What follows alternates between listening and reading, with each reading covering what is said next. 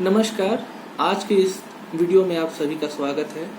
जैसा कि कल के वीडियो में हम लोगों ने बात की थी कि आज हम लोग ब्लड ग्रुप पे बात करेंगे, तो आज हम लोग ब्लड ग्रुप पे चल के चर्चा करते हैं कि इसमें क्या क्या चीज़ें होती हैं, ब्लड ग्रुप की खोज किसने की, इसकी आवश्यकता क्यों पड़ी और बाकी सब चीज़ों के बारे में। तो सबसे पहले आते हैं कि ब्लड ग्रुप की आवश्यकता क्यों पड़ी, इसको खोजना ही क्यों पड़ा।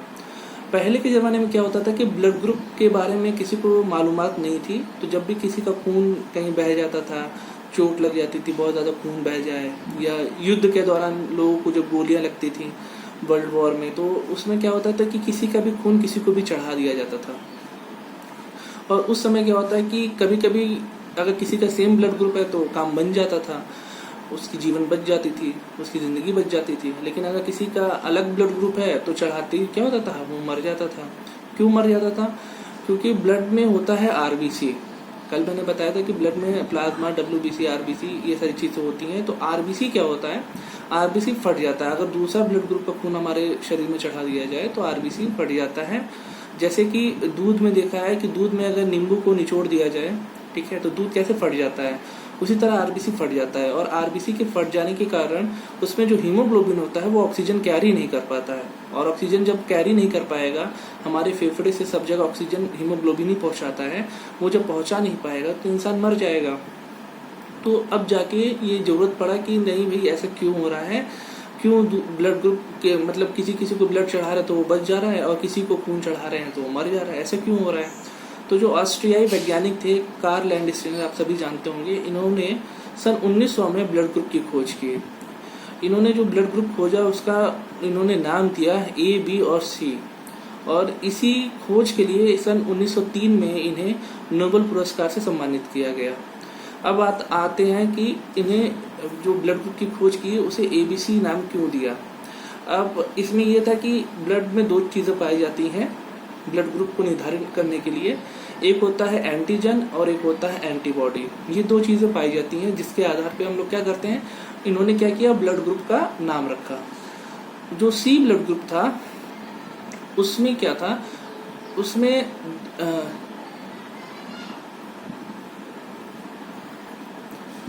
सॉरी फोन आ गया था। तो जो सी ब्लड ग्रुप था उसमें क्या था कि इसमें कोई भी एंटीजन नहीं पाया जाता था, ठीक है, उसमें सिर्फ एंटीबॉडी पाई जाती थी, दोनों एंटीबॉडी ए और बी। तो इसलिए उन्होंने उस ग्रुप का नाम, ब्लड ग्रुप का नाम सी रख दिया। लेकिन बाद में यही चल के यही blood group O blood group के नाम से जाना गया, ठीक है। अब आगे चलते हैं कि अब बात आई कि मैंने तो बताया कि कार्ल लैंडस्टीनर ने 3 ग्रुप की खोज की, ए, बी और ओ, और लेकिन हम लोग जानते हैं कि मुख्य रूप से ब्लड ग्रुप 4 होते हैं, ए, बी, ए बी और ओ। तो ए बी ब्लड ग्रुप की खोज किसने की?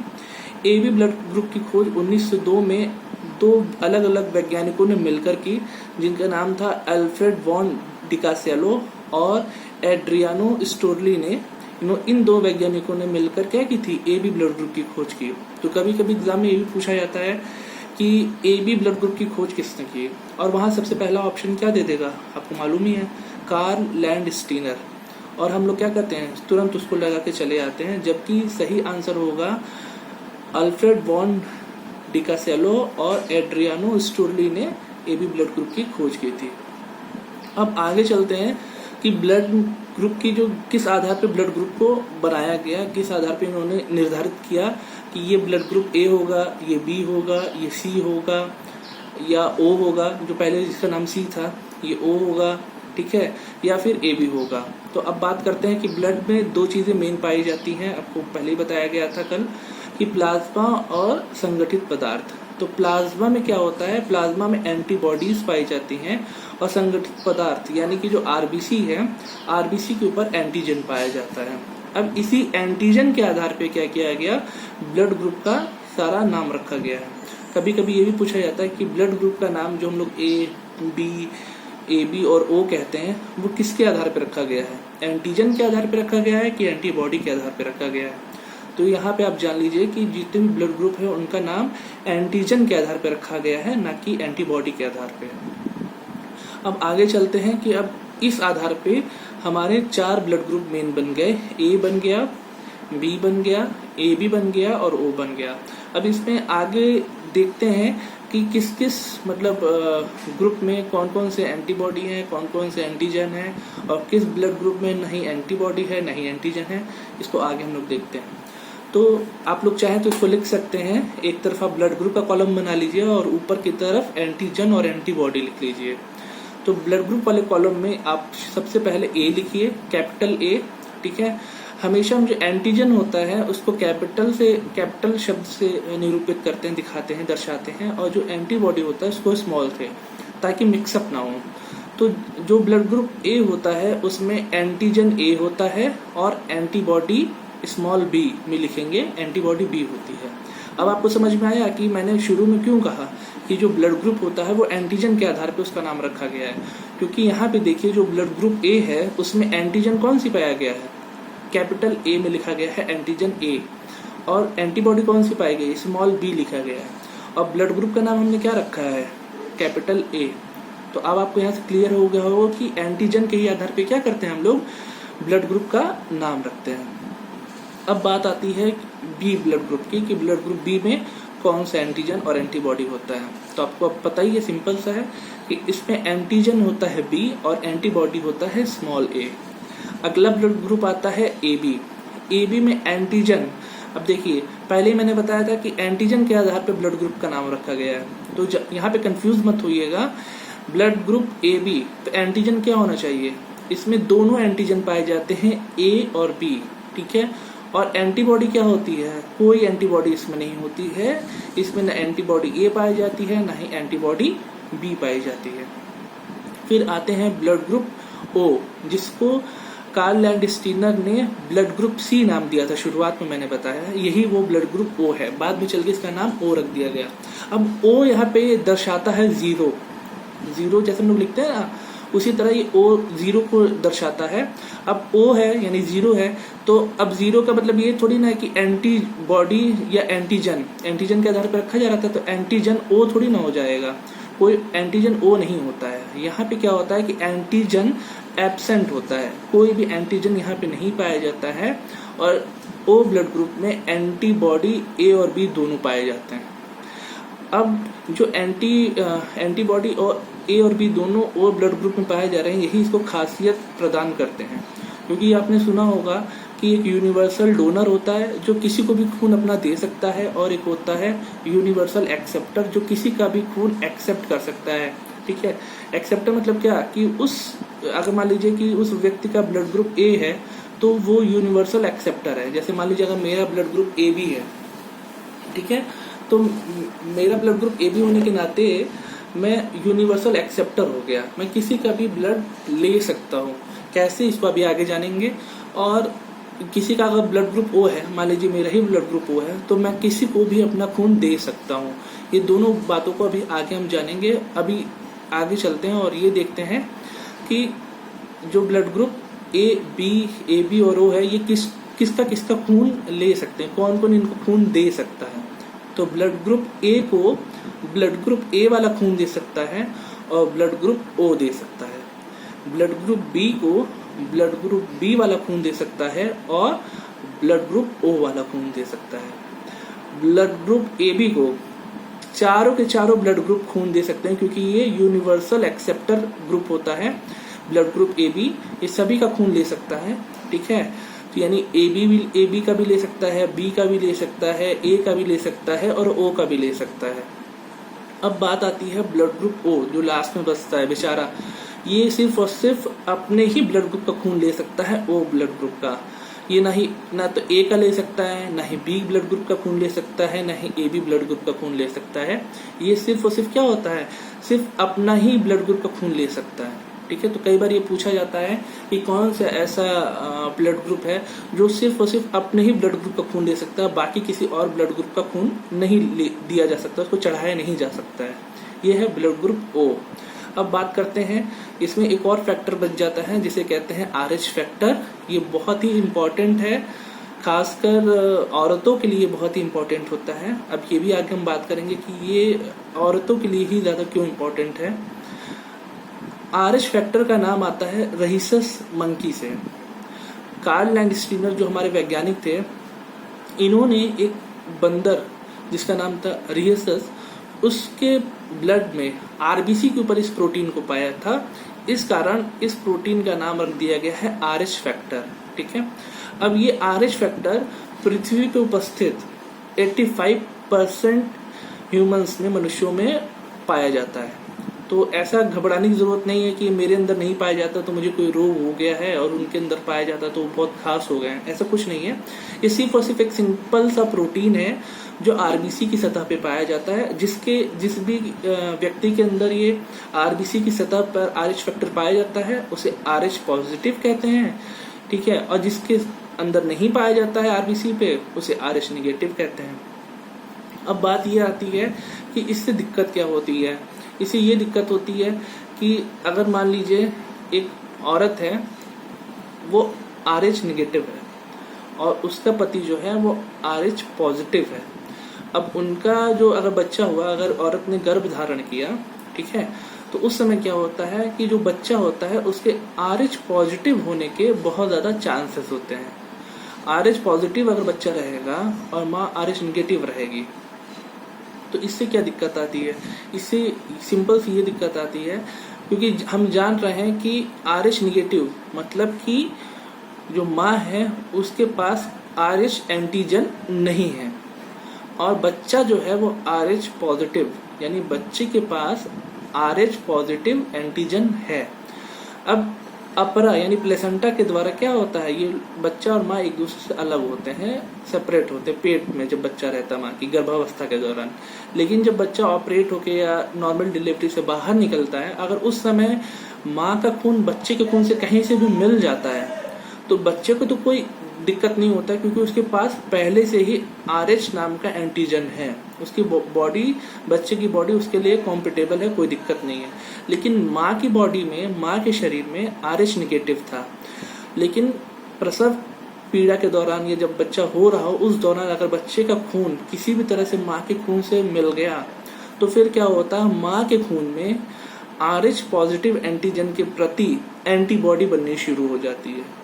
ऐसा इसलिए होता है क्योंकि माँ के पास तो RH निगेटिव था, माँ के पास RH था ही नहीं, RH एंटीजन था ही नहीं उसके खून में, तो उसकी बॉडी क्या कर रही थी, उसके प्रति कोई भी मतलब एक्शन नहीं ले रही थी क्योंकि भाई मेरे पास अगर कोई चीज़ है नहीं तो मैं इसके प्रति एक्शन क्यों लूँगा।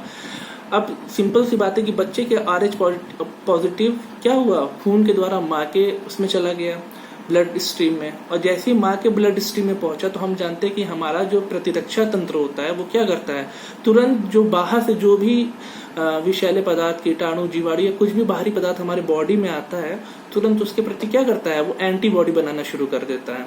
तो जैसे ही RH पॉजिटिव बच्चे के खून से माँ के खून में मिला, तुरंत माँ का खून क्या करता है, RH पॉजिटिव के खिलाफ एंटीबॉडी उसके शरीर में बनना शुरू हो जाता है। पहला बच्चा तो हो जाता है, चलो कोई दिक्कत नहीं होती है, लेकिन अगर ऐसा होता है तो माँ को क्या होता है, RH पॉजिटिव के खिलाफ माँ की बॉडी में एंटीबॉडी बन गई।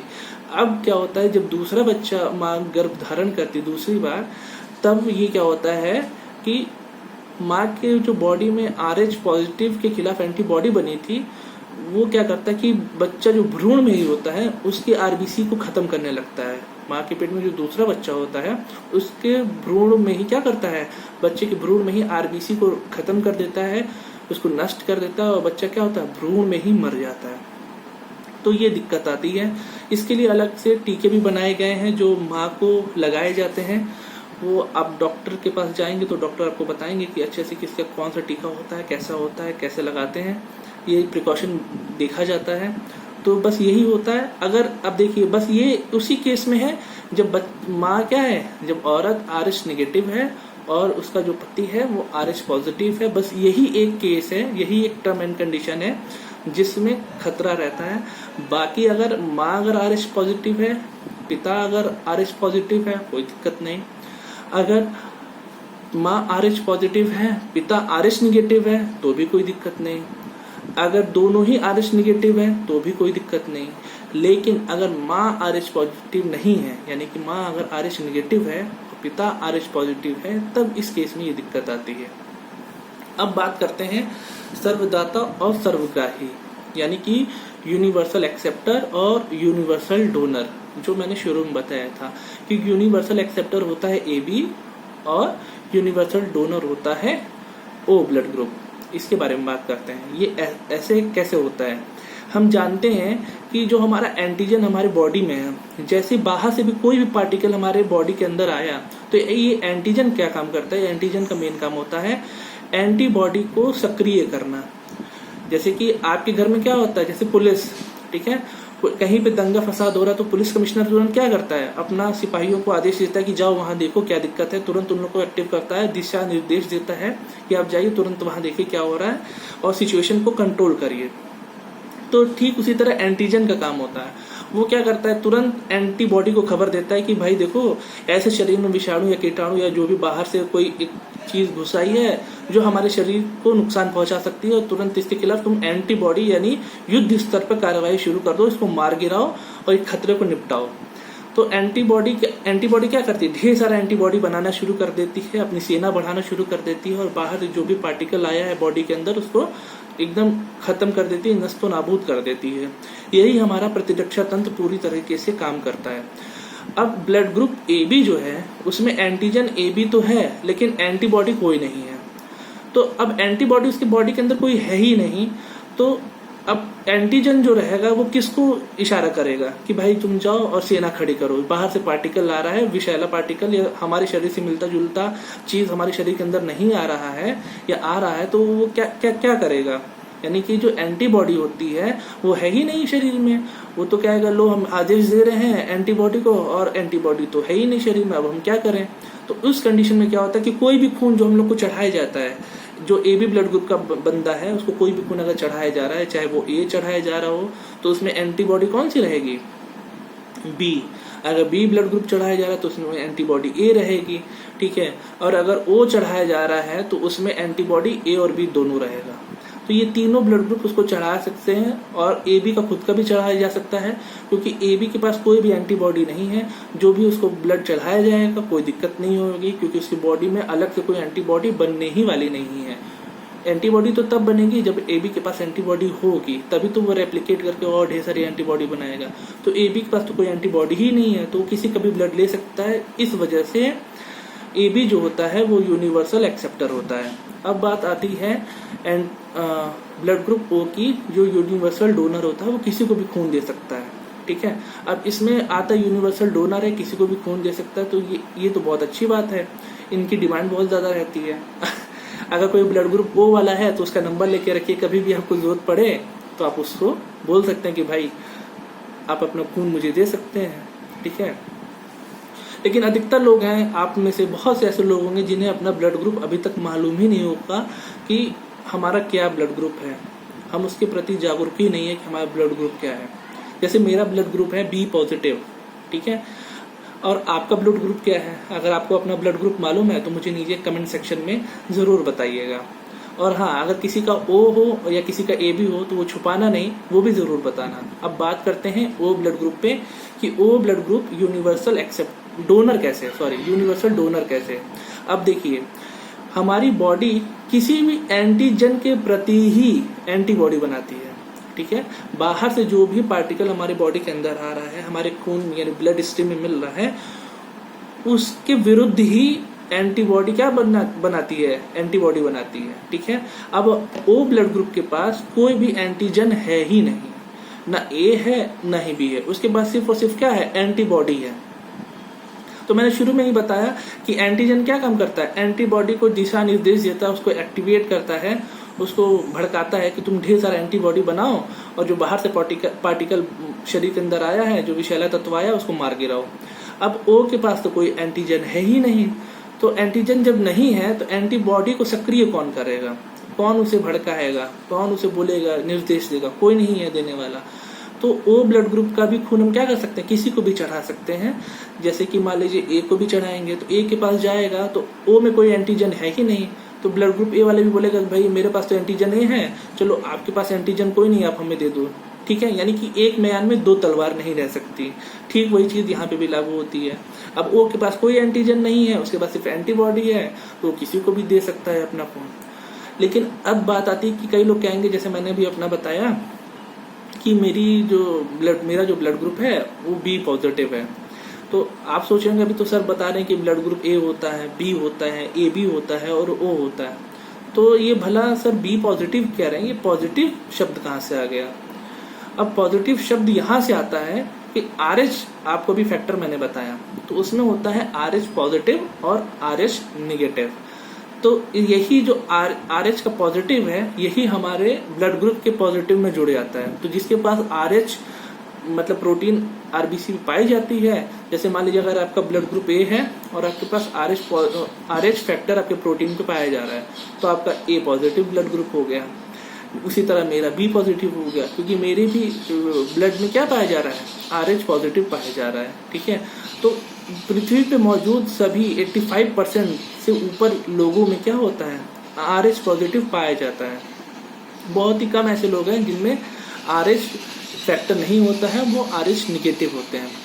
आप कभी अपने जो जितने भी पारिवारिक सदस्य हैं उनका ब्लड ग्रुप देखिए, उसमें अधिकतर क्या, सारे के सारे 100% बहुत कम, यानी भूसे में सुई के बराबर मतलब आपको मिलेगा कि कोई RH निगेटिव है। ठीक है, तो आप अपने परिवार के भी सारे सदस्यों का ब्लड ग्रुप आप नोट करके रख सकते हैं, जरूरत पड़ने पर बहुत काम आता है। और ये जो चीज़ होती है ये बहुत जगह काम आती है अगर आप अपना ब्लड ग्रुप जानते हैं। तो अब आपको पता चल गया कि RH पॉजिटिव और RH निगेटिव कैसे हमारे ब्लड ग्रुप में प्लस यानी कि A पॉजिटिव या A निगेटिव जोड़ता है। ठीक है, तो आगे से आप सभी लोग अपना ब्लड ग्रुप पता करके रखिए। ड्राइविंग लाइसेंस में देखिए वहाँ पे भी ब्लड ग्रुप का ऑप्शन आता है, लेकिन हम लोग क्या करते हैं, बस चलो ड्राइविंग लाइसेंस बनवा लेते हैं, काम खत्म हो गया, इसको यूज़ करते हैं और कोई प्रॉब्लम नहीं है, कहीं पुलिस वाला पकड़ेगा तो बस हम दिखा देंगे। लेकिन उसमें जो ब्लड ग्रुप वाला सिंबल होता है, जहाँ पे ब्लड ग्रुप लिखना होता है, वो हम लोग कुछ भी लिख देते हैं। कौन चेक कराने जा रहा है ये सोच के कुछ भी लिख देते हैं। जिसको मालूम है तो चलो बहुत बढ़िया है, वो अपनी जिम्मेदारी निभा रहा है, वो सही ब्लड ग्रुप लिख रहा है। लेकिन जिसको नहीं मालूम होता कि तो कुछ भी डाल दो, क्या फर्क पड़ता है? फर्क बहुत पड़ता है, बहुत ज्यादा इसका प्रभाव पड़ता है। मान लीजिए कभी किसी का एक्सीडेंट हो जाए और वो बंदा ऐसा हो कि उसे अपना ब्लड ग्रुप नहीं मालूम था, और वो जब ड्राइविंग लाइसेंस बनवाने गया तो वहां पे उसने कुछ भी ब्लड ग्रुप उठा के लिख दिया। जब उसे एक्सीडेंट हुआ उसका, तो वो तो उस हालत में नहीं था कि वो अपना ब्लड ग्रुप बता पाए।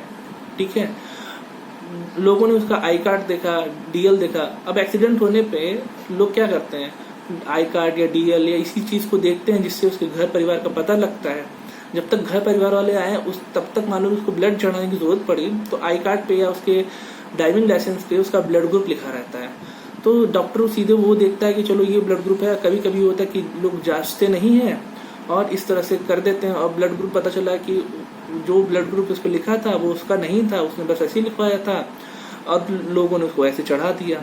ठीक है, तो ये बहुत ज़्यादा दुष्प्रभाव पड़ जाता है बॉडी के ऊपर, जहाँ बेचारे का एक्सीडेंट होके वो बहुत क्रिटिकल कंडीशन में है, और इस तरह की इन्फॉर्मेशन से वो और भी ज़्यादा क्रिटिकल कंडीशन में पहुंच सकता है।